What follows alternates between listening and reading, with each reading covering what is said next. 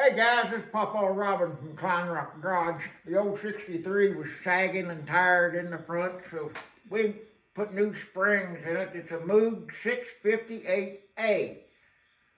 The springs that come out of the car measured 18 3/4. Those measured 17, the new ones. I was wondering if that was going to work, but it actually picked the car up 1 3/4 of an inch.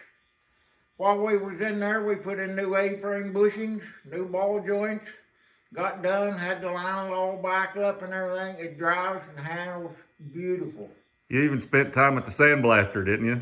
Yeah, we sandblasted all the A-frames and everything and painted them. It was actually the third set of springs that we put in there. The second set of springs, I sent him, picked the car way up too high. Wasn't going to work at all. Was all the way out to their limit on the top. It wouldn't give any. Had to take those out. Now, talk a little bit about your method of putting those springs in. A lot of people talk about that. Well, a spring compressor with that spring compressed is nothing but like holding a hand grenade in your hand. And the way I put them in is I take a big heavy ratchet strap, hook it on the bottom shaft.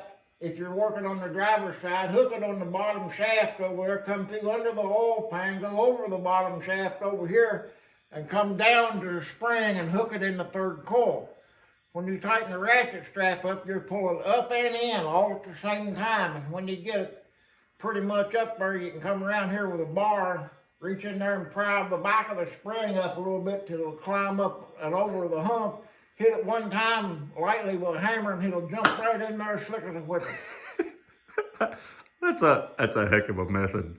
All right, let's talk about carburetors and TV springs just for a minute.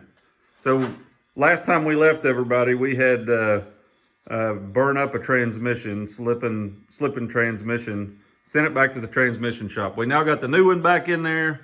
We got everything all set up and ready to go, and we think we have discovered all the problems. Right down in here on this throttle rod was our problem number one. The original one had a spring in it, and that spring was made to let the throttle rod expand. Yeah, so you didn't damage something. Yeah, when you hit the end of travel, it would expand. And what that did for us is when we had our aftermarket throttle return spring, the new spring tension of our TV cable, we would never get in all of our full throttle, right? And then basically what that did was no matter how much you pushed the gas pedal, you weren't getting all of your throttle. It made the transmission feel lazy all the time. The next thing we did when we put the new transmission in is we added a TV corrector spring and found out that's not what we wanted here. We've got all the right bracketry to fix it for the Edelbrock carburetor. And the way that we did this was we opened the throttle fully. We run the cable through here to where you cannot pull it anymore. In other words, we're getting all of the limits of the TV cable. It's to its limit when the throttle is wide open, and it really woke things up in this car. Yeah, things changed dramatically when we got the throttle valve cable set correctly. So we're off to the races now. We've got the speedometer dialed in and ready to go, and we think the car is back up and running and ready to move. All right. As always, this project is Papaw Robin approved.